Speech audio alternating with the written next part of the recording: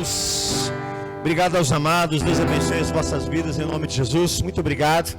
Você que está aí nos assistindo, abra a tua Bíblia no capítulo 18 do livro de Jeremias. Há uma palavra do Senhor para os nossos corações aqui, a qual eu queria compartilhar com você. Na verdade, existe aqui dois versículos ou três versículos desse texto que muito falou comigo nessa tarde. E eu queria aqui compartilhar com você em nome de Jesus. Vamos iniciar por versículo 1. Jeremias 18, 1 e 2.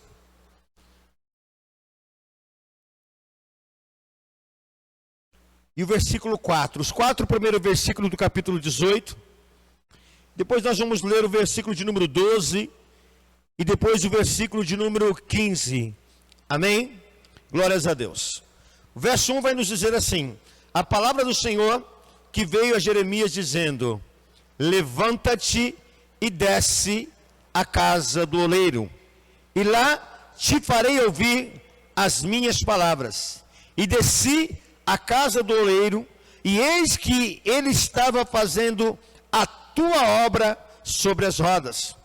Como o vaso que ele fazia de barro se quebrou na mão do oleiro, tornou a fazer dele outro vaso, conforme o que pareceu bem aos seus olhos fazer. Amém? Glórias a Deus. Jeremias, como nós sabemos, ele era um profeta. Jeremias foi um profeta que profetizou no tempo do cativeiro, antes e no tempo do cativeiro. E Jeremias, ele era um homem muito usado pelo Senhor. Porém, querido, as profecias que Jeremias ele profetizou, a maioria delas se cumpriram depois. E podemos dizer que muitas coisas que Jeremias ele profetizou, as pessoas não deram crédito. Como, por exemplo, circulou durante aí um tempo, nas mídias, a respeito do pastor Ezequias, se não me engano, que profetizou sobre o dia 30 de eventos, de acontecimentos, e muitos não deram crédito, muitos desdenharam, muitos zombaram, muitos tiraram sarro. Mas eu chamo a atenção desses profetas que só profetiza depois. Se você acha que ele não é homem de Deus, ou se você acha que quando um homem de Deus profetiza, o que ele está falando não é de Deus, você tem que falar antes. É muito fácil, depois que passar o dia 30, ir numa rede social e falar assim, não é de Deus. Aí, querido, até um cachorro pode latir, entendeu? Aí até um gato pode miar. Eu quero ver quando você ouvir uma palavra e você dizer, essa palavra não é de Deus e ela não vai se cumprir. Aí é diferente. O que ele falou não está fora de um contexto do que está acontecendo de fato. Tem pessoas morrendo dentro de supermercado, ou dentro de estabelecimento das ruas, porque quando uma pessoa ela é acometida por uma doença, ela está fadada a morrer. O desejo do inimigo é matar. A Bíblia diz que o inimigo veio para matar, roubar e destruir, então o desejo dele é matar. Então quando uma pessoa ela pega uma enfermidade, seja ela de uma pandemia, alguma outra, o desejo do inimigo é matar a pessoa. Então a pessoa ela está condenada à morte, mas se não há intervenção de Deus, se não há intervenção do Altíssimo, se não há intervenção do Poderoso, as coisas não acontecem. Não estou aqui, querido, dizendo que ele está certo ou errado, porque não posso julgar ninguém. Eu estou dizendo simplesmente de que alguns homens vão lá de Deus, vão lá depois que tudo acontece e dizem, então, por que isso aconteceu, aquilo não aconteceu? Olha lá, você queria que acontecesse? Olha lá. Você queria, corpos jogados pela rua? Olha lá, você queria pessoas morrendo? Que tipo de crente você é? Que tipo de servo você é? Que tipo de serva que você é? Espera aí, pastor, mas se ele falou, não deveria se cumprir? Ah, sim. Posso continuar lendo o texto aqui de Jeremias 18 para você? Posso? Então o texto de Jeremias, no versículo 5 vai dizer assim: então veio a mim a palavra do Senhor dizendo, não poderei eu fazer de vós como fez este oleiro, ó casa de Israel, diz o Senhor, eis que como o barro na mão do oleiro, assim sois vós na minha mão, ó casa de Israel. No momento em que eu falar contra uma nação e contra um reino para arrancar e para derribar e para destruir, se a tal nação contra a qual falei se converter da sua maldade, também eu me arrependerei do mal que pensava fazer. Peraí, Deus lança uma palavra através da boca de um servo.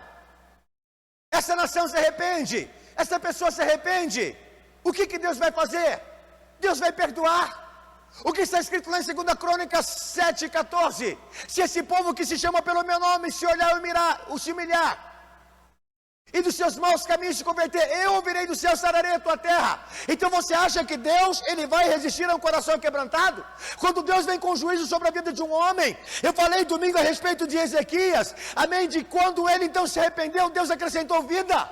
Deus quer acrescentar vida, Deus não quer acrescentar morte. Quem quer acrescentar morte é o diabo, quem quer acrescentar destruição é o diabo.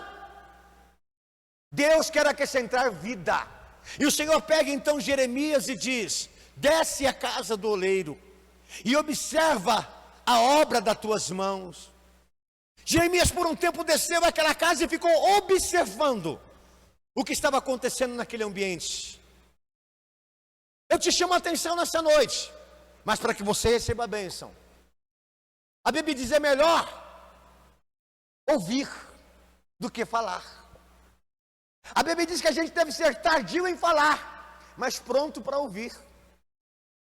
Jeremias, ele desce na casa do oleiro, ele fica observando. Ele observa, a Bíblia diz que ele observa o trabalho das mãos do oleiro. Deus se compara a um oleiro. Você tem observado o trabalho das mãos de Deus? Você percebe que tem algumas pessoas que Deus ele consegue moldar? Você percebe que existem algumas nações que Deus consegue moldar? Mas que tem nação que Deus ele não consegue moldar, e quando Deus quer moldar, quebra. O Senhor também vai falar em Ezequiel de casa rebelde, de povo rebelde. Você nunca conheceu uma pessoa rebelde? Uma pessoa que você falava da palavra de Deus, ela era contra. Você falava do amor de Deus, ela zombava. E um dia ela conheceu Jesus, de fato, na sua totalidade, e se arrependeu. Quando Deus, ele lança uma palavra, é melhor que você fale. Mesmo que os homens não entendam, não compreendam e não aceitem, você tem que lançar a palavra. Lembra de Jonas? Quando foi mandado a Nínive e não quis ir para Nínive? O final do livro de Jonas vai revelar por que ele não queria ir para Nínive. Por que ele não queria ir para Nínive? Por causa do medo que ele tinha? Não. Sabe o que ele revela? Eu sabia que o Senhor ia poupar esse povo. Eu sabia que o Senhor ia abençoar esse povo. Eu sabia que o Senhor ia fazer isso, aquilo, outro. Ele revela a intenção do coração dele, porque ele não quis ir para Nínive. Porque ele não aceitava que Deus curasse aquela nação, que Deus restaurasse aquela nação. Você tem que orar pela cura. Você tem que orar pela restauração. Você não tem que orar por cadáveres na rua. Você não tem que orar, entendeu? Para que aumente o número de pessoas contaminadas e aí por diante. Você como um cristão não deve pagar o mal com o mal. Você como cristão deve fazer como Moisés, quando o Senhor disse que ia acabar com o povo, ele diz: não, Senhor, o Senhor vai destruir esse povo que o Senhor fez. Deus jogou a intenção do coração de Moisés. Sabe o que eu tenho visto Deus fazer nesses dias? Julgar a intenção do coração do teu povo. Então Jeremias, ele desce àquela casa do oleiro, e ali o oleiro está fazendo uma obra das suas mãos, e quando ele está fazendo lá um vaso, a Bíblia diz que o vaso se quebra. O que ele faz? Pega o barro de novo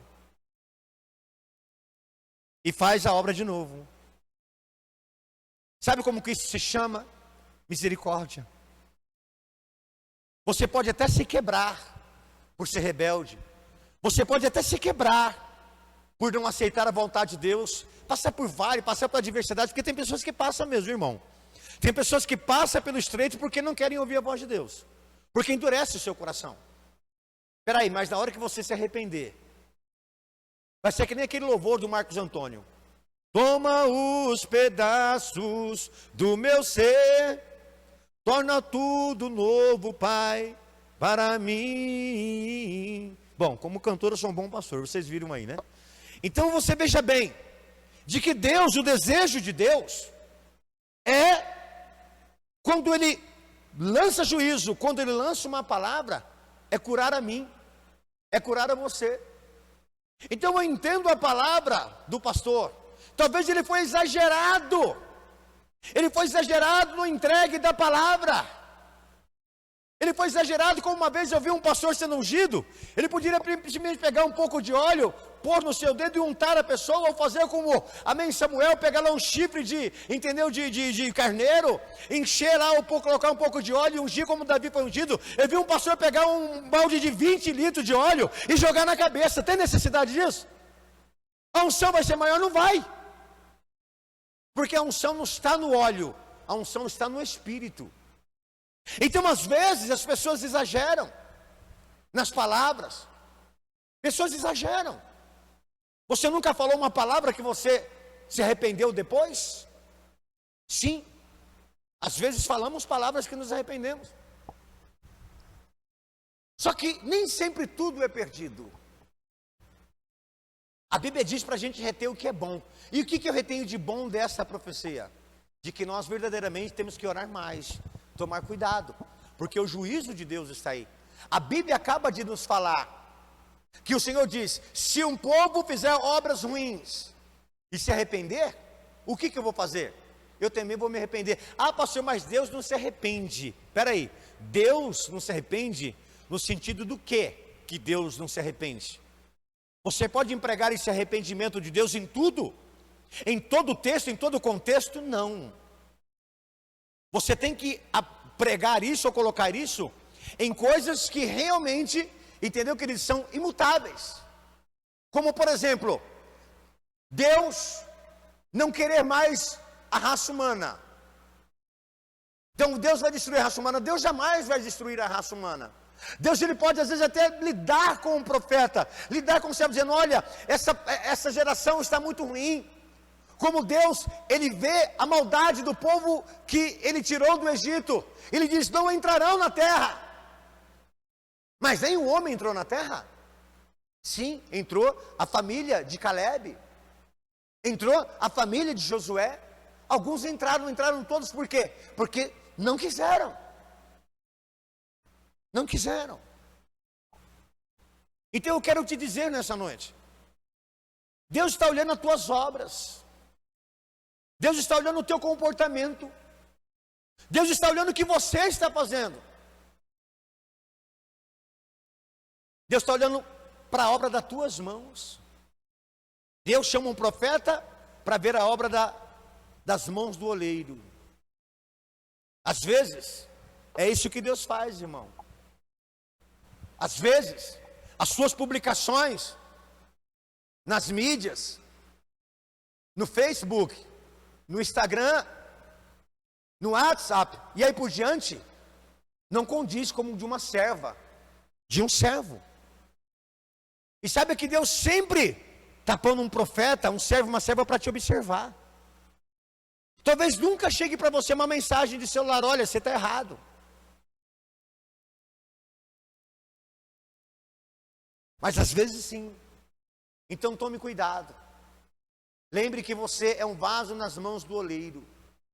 E vaso se quebra mesmo. Mas depende como que se quebra. Se quebra para adorar a Deus, ou se quebra para se envergonhar a Deus?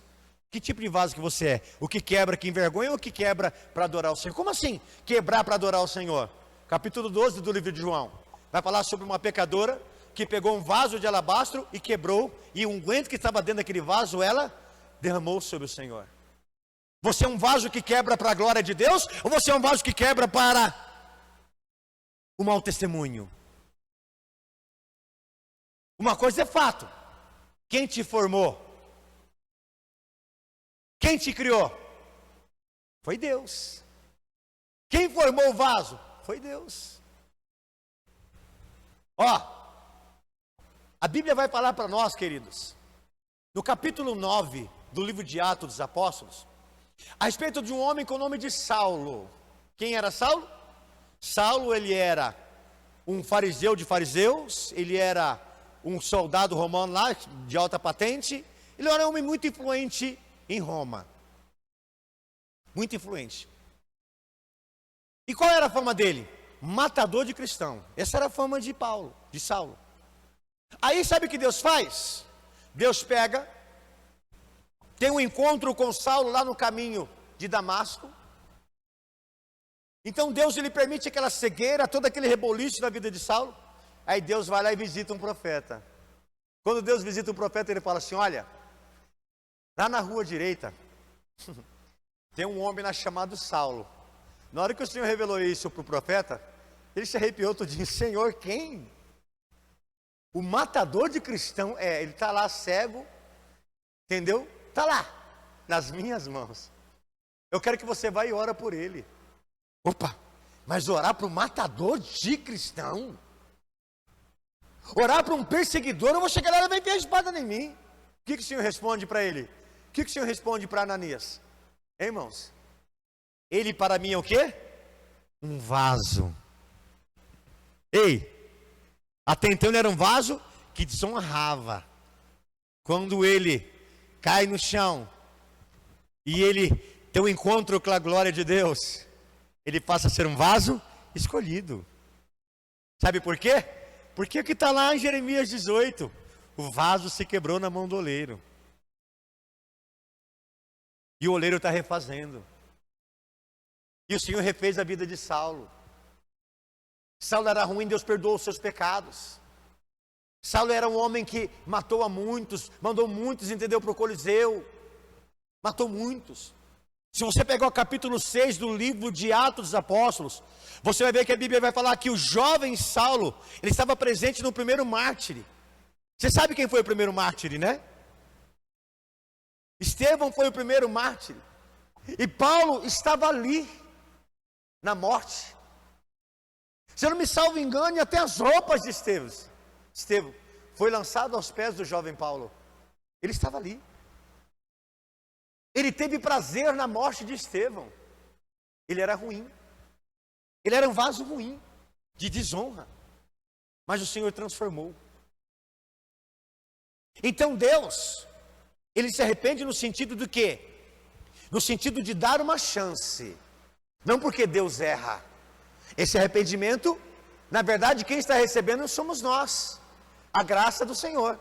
Não que Deus sabe as coisas. Eu costumo dizer que os pés de Deus estão no passado, no presente e no futuro ao mesmo tempo. Ninguém tem poder para isso. Deus tem. Então Deus sabia do processo da vida de Saulo. Como Deus sabe do processo da sua vida.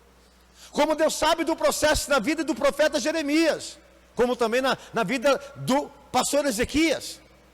Ele sabe o preço que ele vai pagar se ele errar. Ele sabe o preço que ele vai pagar se ele profetizou algo que Deus não mandou. Ele sabe. Você acha que ele é ignorante? Você acha? O mínimo para uma pessoa ser um pastor é ter lido pelo menos a Bíblia uma vez. E se ler uma Bíblia uma vez, sabe o que está escrito lá em Ezequiel? Sabe o que está escrito? Sabe? Sabe que o Senhor, amém, quando profetiza fora da vontade de Deus, profetiza fora do Espírito de Deus, o que acontece? Sabe? Qualquer pastor sabe o que aconteceu com Balaão. Qualquer um sabe. Qualquer um sabe. Mas se o Senhor fala de uma nação que estava pecando, uma nação que estava errando, e que Deus manda dizer: se ela se arrepender, eu me arrependerei do mal que sobre ela lancei. Então o desejo de Deus não é que você se perca. O desejo de Deus não é, irmã, que o seu filho morra no pecado, que a sua filha morra no pecado. O desejo de Deus não é que seu pai e a sua mãe morram no pecado. a sua esposa, seu amigo, não é desejo de Deus, jamais. O desejo de Deus é que todos os homens se salvem, ou sejam salvos, que se arrependam e cheguem, amém, à salvação. É desejo de Deus. É desejo de Deus que todos nós tenhamos um encontro com Ele. Mas o processo que é o grande problema. Muitos não aguentam o processo. Muitos desistem no processo. Em tudo na vida. Talvez você que esteja me ouvindo conheça alguém que já desistiu.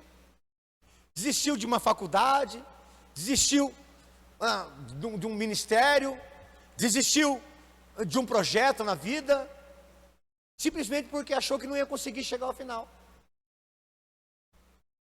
Mas o Senhor continua dizendo aqui, olha o que o Senhor vai dizer para nós aqui em nome de Jesus. Preste atenção. Vamos continuar o texto aqui para a glória de Deus em nome de Jesus. Versículo de número 9.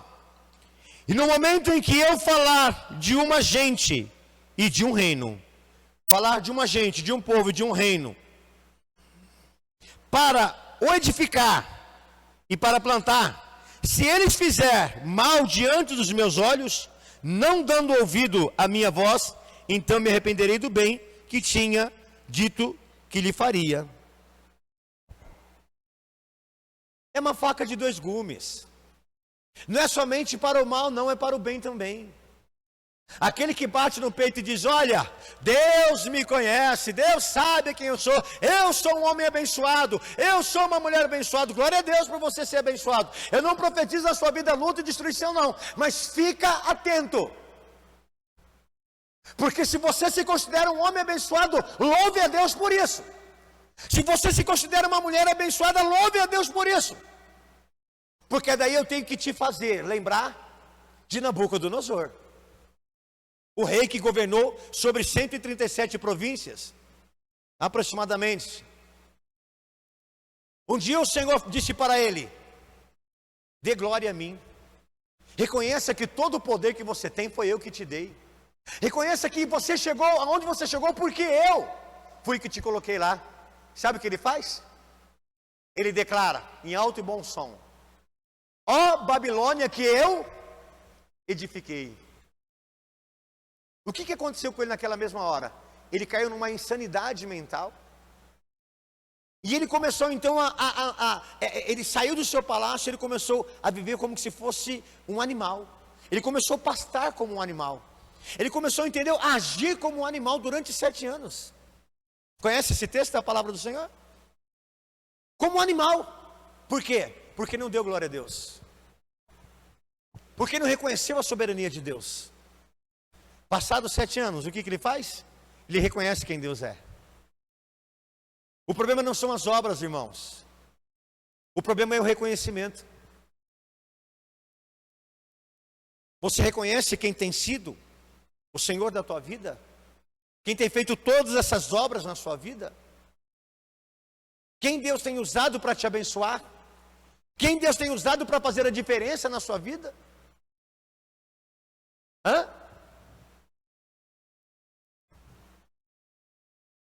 Eu digo para você nessa noite. É texto, é Bíblia. Ah, pastor, mas é Velho Testamento, mas é palavra. Jesus Cristo é o mesmo ontem, hoje e será para sempre. Amém? A velha aliança, ela completa a nova aliança, e a nova aliança completa, entendeu? A velha aliança. Ou seja, há um cumprimento uma com a outra, uma faz sombra para a outra. Uma se cumpre na outra. Nada se caducou, tudo se cumpriu. A Bíblia vai dizer que o fim da lei é Cristo. E Cristo é justiça para todo aquele que crer. Tudo se cumpre em Cristo Jesus. Jesus é o divisor de águas, de tudo. A Bíblia vai dizer, quem tem o Filho tem a vida, quem não tem o Filho não tem a vida. Então tudo se cumpre em Jesus.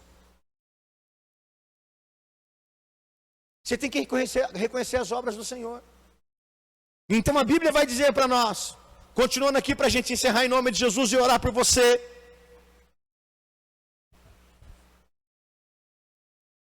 Versículo de número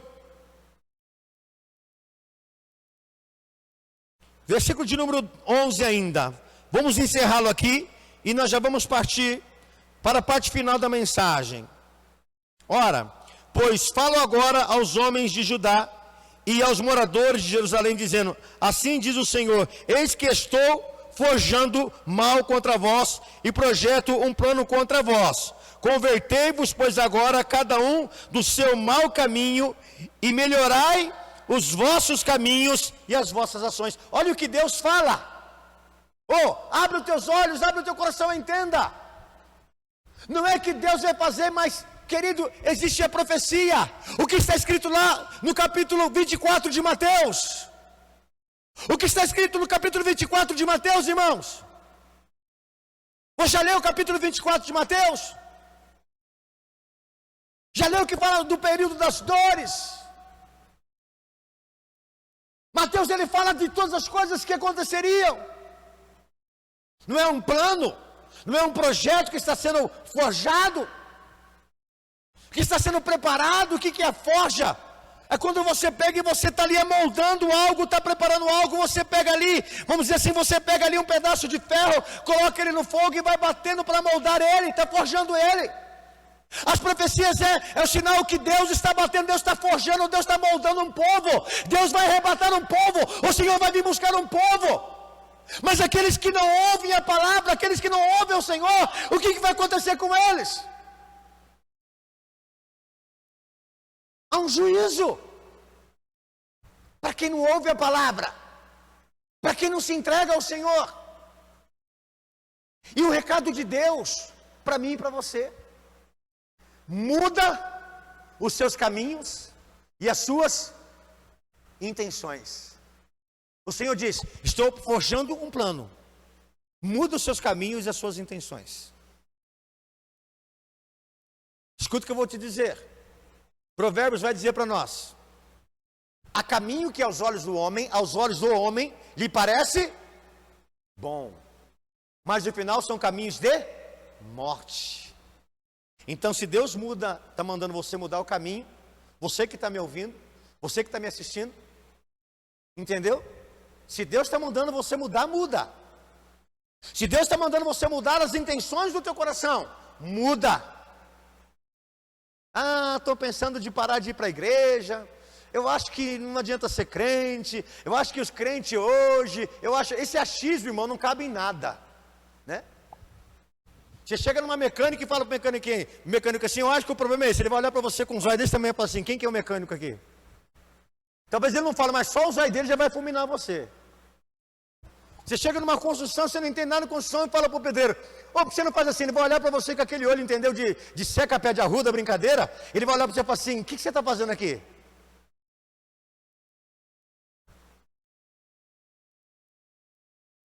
Chega ali na mesa de som e vou falar para o pastor Alexandre: está operando tudo errado. Ele vai pegar esse pote que Deus deu para ele assim, vai olhar para mim assim, vai pegar só os 5 fios de cabelo que ele tem, vai olhar para mim e falar assim: mas e aí?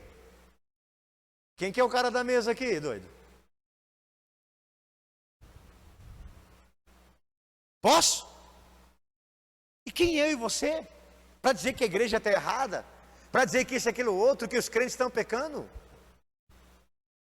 Tem que olhar para Cristo, Ele é o caminho, a verdade e a vida. Eu vou ouvir esse testemunho. Você vai ouvir esse testemunho. Do áudio que recebemos agora à tarde, da pastora Andréia, que a irmã dela disse: olha, eu passei por este problema, entendeu? Ia ser entubada, na última hora Deus fez a obra. Ela disse: isso foi um sinal de Deus, porque a partir de hoje eu vou servir a Ele. Foi um sinal de Deus para mim servir a Ele, eu quero servir a Ele. Enquanto uns veem como um sinal, outros querem continuar no caminhos tortuosos. Se arrependem enquanto há tempo. Buscai o Senhor enquanto se pode achar, o invocar enquanto está perto. Deixa o homem os seus maus caminhos e se converta ao Senhor, que se compadecerá dele. Se eu não me engano, Isaías 56, alguma coisa assim. Deus quer o teu arrependimento. Seja um vaso nas mãos do oleiro. Desça na casa do oleiro hoje, se arrependa, fala: Deus, eu estou arrependido dos meus maus caminhos, eu estou arrependido, Senhor, até das orações que eu fiz da revolta, e falei que o Senhor não era comigo. Senhor, eu estou arrependido de ter feito isso, eu estou arrependido de fazer aquilo. Endireita os seus caminhos, o Senhor diz, e as intenções do seu coração. Deus tem uma obra para a tua vida. Deus tem uma grande obra para a tua vida. Eu te dou um conselho hoje, nós vamos orar. Existia um personagem bíblico com o nome de Neemias. Neemias, ele era um copeiro do rei. E quando ele foi até Jerusalém para restaurar as muralhas de Jerusalém, de tudo quanto é forma, tentaram fazer ele parar. Sabe qual foi a resposta de Neemias? Um homem como eu, para. Um homem como eu, para. Aí dizem de novo: ó, Neemias, para aí, vem aqui tomar um chá conosco. Ele diz: não posso parar, porque estou realizando uma grande obra. Você não pode parar, porque Deus, através da tua vida, está realizando uma obra, está fazendo algo tremendo e poderoso. Não pare. Escuta o que esse humilde servo de Deus, já estou pecando por falar isso, porque quem tem que me fazer humilde é o Senhor, não são as minhas palavras, mas escuta o que eu estou te dizendo. Não pare. Maior que seja a tua luta, a tua vitória será maior. E não é eu que digo, não. É Romanos. A nossa leve e momentânea tribulação não pode se comparar com o peso de glória que virá sobre nós. Está doendo, está difícil, está machucando, está te fazendo sofrer. Aguenta só mais um pouquinho, que Deus fará uma grande obra na tua vida, em nome de Jesus. Eu termino dizendo para você, nós vamos orar. Convido aqui o Peniel a subir ao altar para orar conosco e louvarmos. Não pare. Só olhe como está o seu caminho e como está o teu coração na presença do Pai. Só isso. Nós vamos orar por você agora.